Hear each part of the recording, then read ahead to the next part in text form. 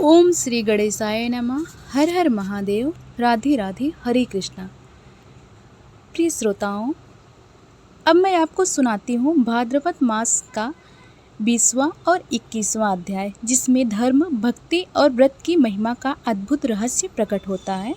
यह कथा सुनने और सुनाने से मनुष्य के सभी पाप नष्ट हो जाते हैं और उसे परम पद की प्राप्ति होती है।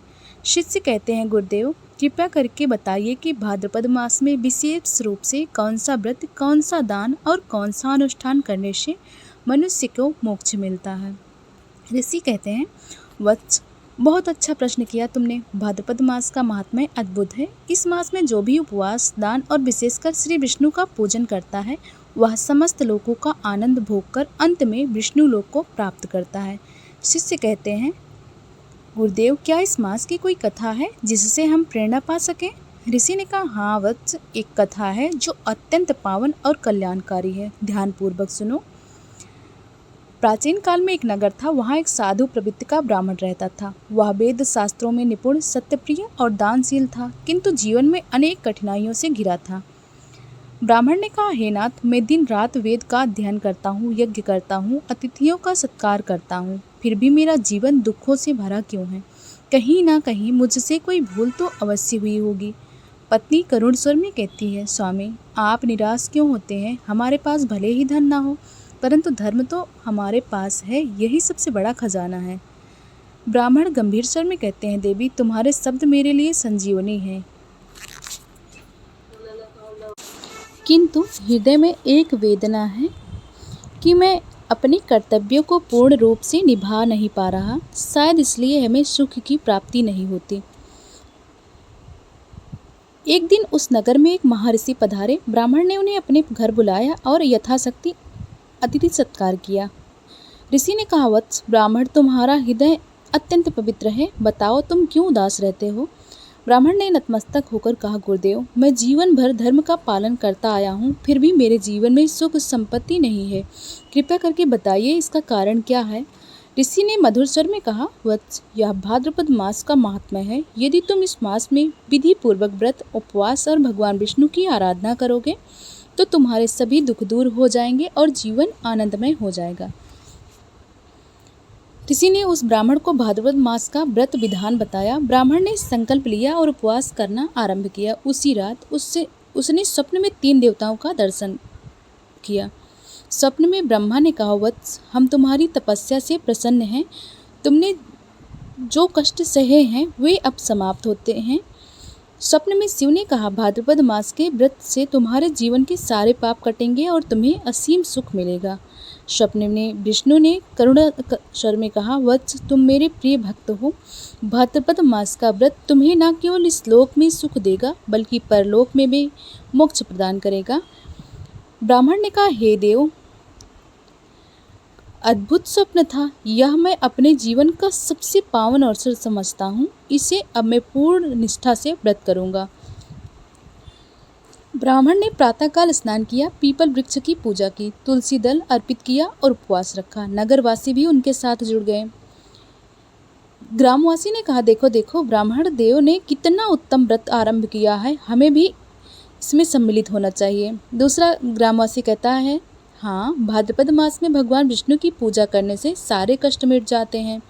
पत्नी भावुक स्वर में कहती है, स्वामी आज आपने के मुख पर एक अद्भुत तेज झलक रहा है। यह अवश्य ही भगवान विष्णु की कृपा है। ब्राह्मण मुस्कुराते हुए कहते हैं, देवी, जब हृदय में भक्ति होती है तब चेहरा स्वयं ही प्रकाशित हो उठता है। ग्रामवासी कहते हैं, भाइयों, क्या तुमने देखा ब्राह्मण देव पिछले कुछ दिनों से केवल भगवान विष्णु का नाम जप रहे हैं? दूसरा ग्रामवासी कहता है, हाँ, उनके घर से भजन की ध्वनि आती है, लगता है जैसे पूरा मोहल्ला पवित्र हो रहा है। और तीसरा ग्रामवासी कहता है, कहा जाता है कि भाद्रपद मास में जो भी विष्णु का स्मरण करता है उसके घर लक्ष्मी जी स्वयं निवास करती हैं। ब्राह्मण की पत्नी कहती है, स्वामी, आज मैंने अनुभव किया कि जब आप मंत्रोच्चारण कर रहे थे तभी हमारे आंगन में अद्भुत सुगंध फैल गई।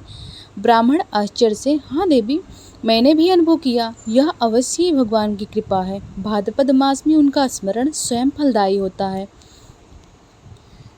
कुछ दिनों बाद वही महर्षि फिर ब्राह्मण के घर पधारे। ऋषि ने कहा, वत्स, अब तुम कैसा अनुभव कर रहे हो? ब्राह्मण आनंद से कहते हैं, गुरुदेव, मेरा मन पहले से कहीं अधिक शांत है। अब मुझे धन की चिंता नहीं, केवल भगवान के चरणों में भक्ति चाहिए। ऋषि प्रसन्न होकर कहते हैं, वत्स, यही सच्चा मार्ग है। जब मनुष्य भक्ति में स्थिर होता है तभी उसे सभी सिद्धियां स्वतः प्राप्त होती हैं। एक रात ब्राह्मण ने उपवास करते हुए भगवान विष्णु की मूर्ति के सामने दीपक जलाया। भक्ति में डूबा वह आंसू बहाता हुआ तभी आकाश में एक अद्भुत प्रकाश उतरा और 3 देवता प्रकट हुए।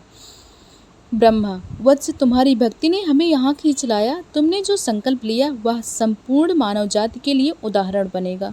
शिव ने गंभीर स्वर में कहा, भक्ति में इतनी शक्ति है कि वह स्वयं देवताओं को भी आकर्षित कर ले। तुमने भाद्रपद मास का जो पालन किया है वह आनंद पुण्य देने वाला है। विष्णु भगवान ने कहा, वत्स, तुम्हारी भक्ति से मैं अत्यंत प्रसन्न हूँ। अब तुम्हारे जीवन के सारे कष्ट मिट जाएंगे। तुम्हारे घर में अन्न, धन और सौभाग्य कभी कम नहीं होगा। ब्राह्मण आंखों से आंसू बहाते हुए, हे प्रभु, मैंने तो केवल आपकी शरण ली थी और आप स्वयं मेरे द्वार पर आ गए। आज मेरा जीवन धन्य हो गया। पत्नी हर्षित होकर, स्वामी देखिए, हमारे छोटे से घर में देवताओं का आगमन हुआ है। यह हमारे कुल की सबसे बड़ी संपत्ति है। विष्णु भगवान कहते हैं, देवी, तुम्हारी पतिव्रता धर्मनिष्ठा भी इस पुण्य का कारण है। जो स्त्री अपने पति के साथ धर्म मार्ग में सहायक होती है वह स्वयं लक्ष्मी के समान पूज्य होती है। पहला ग्रामवासी कहता है, क्या तुमने देखा? देवता स्वयं ब्राह्मण के देव के घर पधारे हैं। यह अद्भुत चमत्कार है। और दूसरा ग्रामवासी कहता है, हाँ, यह प्रमाण है कि भाद्रपद मास में किया गया व्रत केवल मनुष्य ही नहीं, देवताओं को भी प्रसन्न करता है। और तीसरा ग्रामवासी कहता है, अब से हमें भी यह व्रत करना चाहिए। ब्राह्मण नगरवासियों को संबोधित करते हुए कहते हैं, हे भाइयों, मैंने अपने जीवन में कई कठिनाइयां झेली थी, परंतु भाद्रपद मास में भगवान विष्णु का स्मरण करके मुझे सब मिल गया। तुम सब भी यह व्रत करो, इससे तुम्हारा जीवन सुखमय होगा। ग्रामवासी एक साथ संकल्प लेते हैं, कहते हैं, हम सब संकल्प लेते हैं कि इस मास में हम उपवास करेंगे और भगवान का नाम कर लेंगे। प्रिय श्रोताओं, इस प्रकार देवताओं के आशीर्वाद से ब्राह्मण का जीवन बदल गया। अब वह न केवल अपने लिए बल्कि पूरे नगर के लिए प्रेरणा बन गया। एक ग्रामवासी कहता है, भाइयों, यह देखो, पहले हमारा नगर कितना अशांत था। लोग झगड़ते थे, स्वार्थ में डूबे रहते थे। दूसरा ग्रामवासी कहता है, सच कहते हो, लेकिन जब से ब्राह्मण देव ने भाद्रपद व्रत का आरंभ किया है, नगर का वातावरण ही बदल गया है। तीसरा ग्रामवासी हर्षित होकर कहता है, अब तो हर घर में दीपक जलते हैं, बच्चे हरि नाम गाते हैं और लोगों के मन से कलह मिट गई है। ब्राह्मण कहते हैं, हरि नाम ही सच्चा धन है। भाद्रपद मास में जो हरि स्मरण करता है वह इस लोक में सुखी और परलोक में मुक्ति को प्राप्त करता है। पत्नी साथ में गाते हुए कहती हैं, भक्ति से बढ़कर कोई साधन नहीं, भगवान का स्मरण ही जीवन का सच्चा आधार है। ऋषि ने उपदेश दिया, गंभीर स्वर में कहते हैं, वत्स, देखो, भक्ति की महिमा। जिस नगर में पहले दुख और क्लेश था वहाँ अब शांति और सौहार्द स्थापित हो गया। यह सब भाद्रपद मास की शक्ति है। पहला शिष्य कहता है, गुरुदेव, क्या सचमुच केवल एक मास के व्रत से इतना परिवर्तन संभव है? ऋषि मुस्कुराकर कहते हैं, हाँ वत्स, जब मनुष्य श्रद्धा और भक्ति से व्रत करता है तो उसका प्रभाव केवल व्यक्ति तक सीमित नहीं रहता बल्कि पूरे समाज को प्रभावित करता है। एक रात ब्राह्मण और उसकी पत्नी ने पुनः उपवास किया। प्रातःकाल जब वे तुलसी के पौधे को जल दे रहे थे तभी आकाश से दिव्य गंध और पुष्प की वर्षा हुई। विष्णु लोक से आकाशवाणी हुई, वत्स ब्राह्मण, तुम्हारी भक्ति से मैं अत्यंत प्रसन्न हूँ। अब यह नगर भी मेरे संरक्षण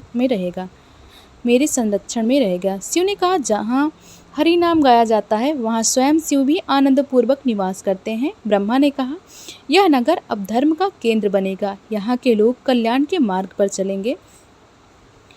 ब्राह्मण नतमस्तक होकर कहते हैं, हे देवताओं, यह सब आपकी कृपा है। मैं तो केवल एक तुच्छ जीव हूँ। यदि मेरी भक्ति से नगर को सुख मिलता है तो यही मेरी जीवन की सबसे बड़ी उपलब्धि है। पत्नी आंसुओं में भीगते हुए, स्वामी यह देखकर मेरा हृदय गर्व से भर गया है। आपने सचमुच सबके लिए प्रेरणा का मार्ग खोला है। नगरवासी एकत्रित होकर कहते हैं, ब्राह्मण देव, अब से आप ही हमारे गुरु हैं। कृपया करके हमें भी बताइए कि हम भाद्रपद व्रत कैसे किस प्रकार करें। ब्राह्मण कहता है, भाइयों, यह व्रत सरल है किंतु श्रद्धा और निष्ठा से करना चाहिए। भाद्रपद मास में प्रातः स्नान करके भगवान विष्णु को तुलसी, दीपक और जल अर्पित करना चाहिए। उपवास रखकर हरि नाम का कीर्तन करना चाहिए। ग्रामवासी कहते हैं, हम सब संकल्प लेते हैं कि इस वर्ष से हम भी यही व्रत करेंगे।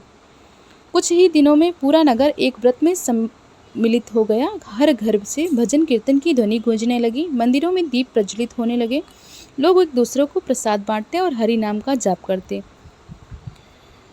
ऋषि कहते हैं, वत्स, अब यह नगर सचमुच तीर्थ के समान पवित्र हो गया है। यहाँ के लोग जन्म मरण के बंधन से मुक्त होकर विष्णु लोक को प्राप्त करेंगे।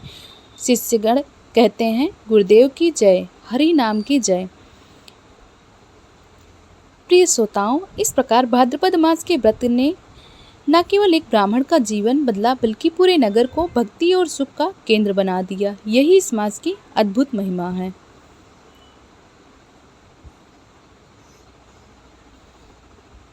हे भक्तों, अब सुनिए उस समय का अद्भुत दृश्य जब पूरा नगर भक्ति की गंगा में बहने लगा। घर घर हरि नाम गूंजने लगा और लोग अपने दुख दर्द भूलकर भक्ति और आनंद में लीन हो गए।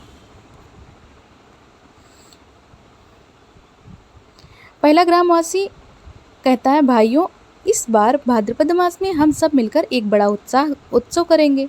दूसरा ग्रामवासी कहता है, हाँ, नगर के मध्य मंदिर को सजाएंगे, दीपों की माला से रोशन करेंगे और भगवान विष्णु का सामूहिक पूजन करेंगे।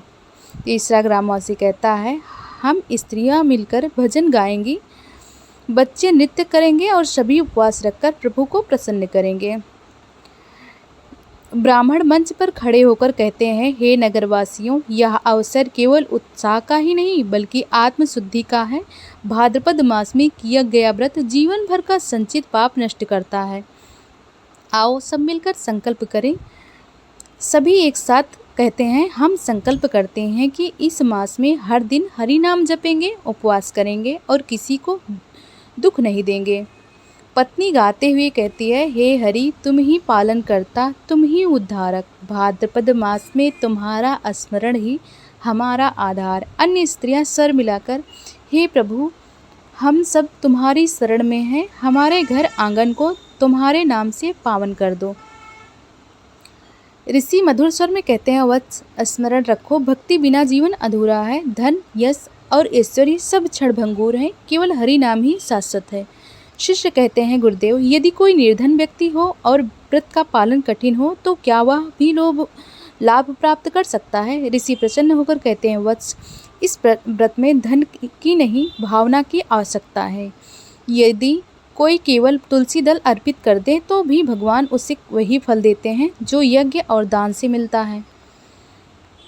उत्साह की रात जब पूरा नगर दीपों में जगमगा रहा था, तब आकाश से फिर पुष्पों की वर्षा हुई। स्वयं विष्णु, शिव और ब्रह्मा नगर के मध्य प्रकट हुए। विष्णु मधुर स्वर में बोले, हे भक्तों, आज तुम सबने भक्ति का जो दीप जलाया है वह कभी नहीं बुझेगा। यह नगर अब मेरा आशीर्वाद से सदा समृद्ध रहेगा। शिव गंभीर स्वर में कहते हैं, जहाँ हरि नाम की ध्वनि गूंजती है वहाँ त्रिलोक के देवता भी प्रसन्न रहते हैं। ब्रह्मा कहते हैं, तुम सबका जीवन धन्य हो गया है। इस नगर को मैं धर्मभूमि घोषित करता हूँ। पहला ग्रामवासी भाव विभोर होकर, हे देवताओं, आपने हमें अपना दर्शन देकर हमारा जीवन सफल कर दिया। फिर दूसरा ग्रामवासी कहता है, अब हमें किसी प्रकार की चिंता नहीं, प्रभु स्वयं हमारे रक्षक हैं। तब ब्राह्मण हर्षपूर्वक कहता है, हे नगरवासियों, देखो भक्ति की शक्ति कैसी अद्भुत है। देवता स्वयं यहाँ आ गए हैं। अब हमें सदैव धर्म मार्ग पर चलना होगा। पत्नी आंखों में आंसू भरकर, स्वामी, आपने जो व्रत आरंभ किया था उसने हम सबका जीवन बदल दिया। यह मेरे लिए सबसे बड़ी सौभाग्य की बात है। इस प्रकार उत्साह संपन्न हुआ। नगर में हर घर, हर गली और हर मंदिर में भक्ति का प्रकाश फैल गया। लोग रात भर हरि कीर्तन में लीन रहे। किसी के मन में कलह, ईर्ष्या या दुख न था। वत्स, यही इस भाद्रपद मास की महिमा है। यह केवल एक व्रत नहीं बल्कि आत्मा की जागृति है। जो भी उसे श्रद्धा से करता है वह परम पद को प्राप्त करता है।